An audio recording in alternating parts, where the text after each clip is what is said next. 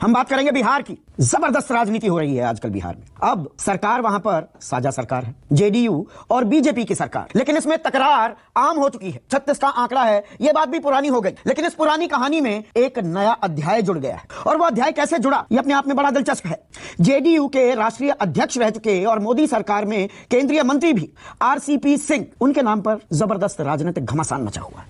अब हुआ क्या, हुआ ये कि जेडीयू के प्रदेश अध्यक्ष ने आरसीपी सिंह, जो बागी तेवर अख्तियार कर चुके हैं, ये भी कहानी पुरानी है, लेकिन उन्हें चिट्ठी भेजी गई कि देखिए, हमारे 2 कार्यकर्ताओं ने हमें बताया है कि पिछले 9 सालों में आपने 58, जी हां 58 प्लॉट खरीदे हैं और ज्यादातर जमीन पत्नी और दोनों बेटियों के नाम पर है। हलफनामे में तो आपने इसका जिक्र नहीं किया था।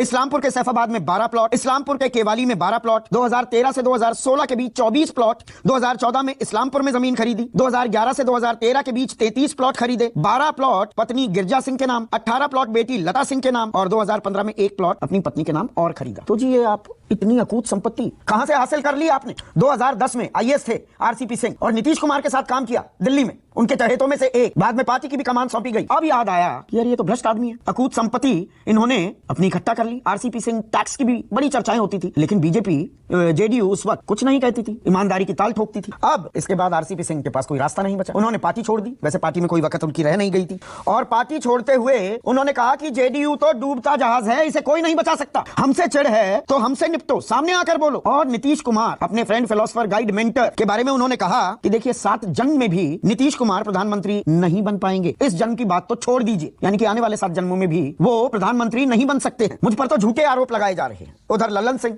जो अब राष्ट्रीय अध्यक्ष हैं जेडीयू के, उन्होंने कहा कि जेडीयू का एक ही मालिक है, वो नीतीश कुमार है, और जहाज डूब नहीं रहा है, ये दौड़ता हुआ जहाज है। अब पानी पे कैसे दौड़ते हैं वो अलग बात है। और नीतीश कुमार के खिलाफ एक साजिश रची जा रही है। अब ये साजिश कौन रच रहा है? ललन सिंह। क्या सीधा निशाना बीजेपी पर साध रहे हैं? क्योंकि बीजेपी के साथ नजदीकियां जो थी आरसीपी सिंह की, वो जग जाहिर है। बल्कि केंद्रीय मंत्रिमंडल में जब उन्हें जगह मिली तो खबर यह भी सामने आई कि नीतीश कुमार नहीं चाहते थे कि अंडर रिप्रेजेंटेशन हुआ, उनकी पार्टी की ताकत वक्त के हिसाब से प्रतिनिधित्व नहीं मिला। लेकिन आरसीपी सिंह खुद का मंत्रिमंडल मिलने के बाद इस बात को लेकर तैयार हो गए और नीतीश कुमार इस बात को लेकर नाराज थे। तो ललन सिंह कह रहे हैं कि नीतीश कुमार के खिलाफ साजिश की जा रही है। चिराग मॉडल की तरह एक मॉडल तैयार किया जा रहा है। अब चिराग मॉडल आप जानते हैं क्या हुआ था पिछले विधानसभा चुनाव में। चिराग पासवान हनुमान बनकर चले थे बीजेपी के, गठबंधन का हिस्सा नहीं थे, खुद टाल ठोकी, पल्ले हाथ तो कुछ नहीं लगा। लेकिन हुआ क्या, जहां 115 सीटों पर जेडीयू चुनाव लड़ी, उनके खाते आई 43-44 सीटें और बीजेपी 110 सीटें लड़कर 75 सीटें जीत गई। बड़ा भाई बन गई, बाकायदा बिग ब्रदर की भूमिका में आ गई। और मुख्यमंत्री का पद तो दे दिया नीतीश कुमार को, लेकिन नीतीश कुमार ऐसे दबाव में पहले कभी नहीं देखे गए थे। लगातार वो दबाव बना और इस बाबत नीतीश कुमार ने अपने राजनीतिक पैतरे भी आजमाए। वो सीएए का मामला हो, जातीय जनगणना की बात हो, विशेष राज्य का दर्जा हो। अभी उत्तर प्रदेश में जब चुनाव हुए तो बात बात पर हिंदू मुसलमान, रमजान, अजान, हनुमान चालीसा, इन बातों को लेकर उन्होंने कहा कि ये फालतू की बातें हैं। अग्निपथ पर भी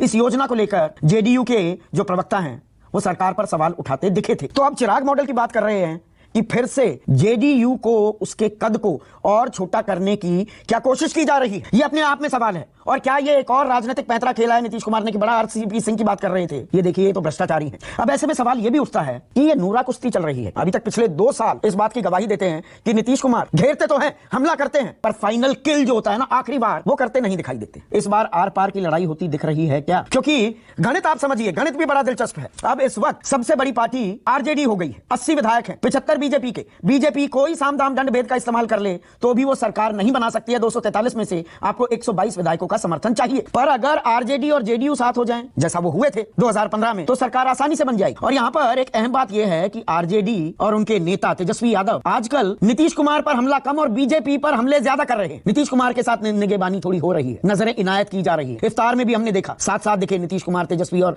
पूरा यादव परिवार। तो क्या 2024 की भी तैयारी होने लगी है और कुछ बड़े उलटफेर हो सकते हैं क्या?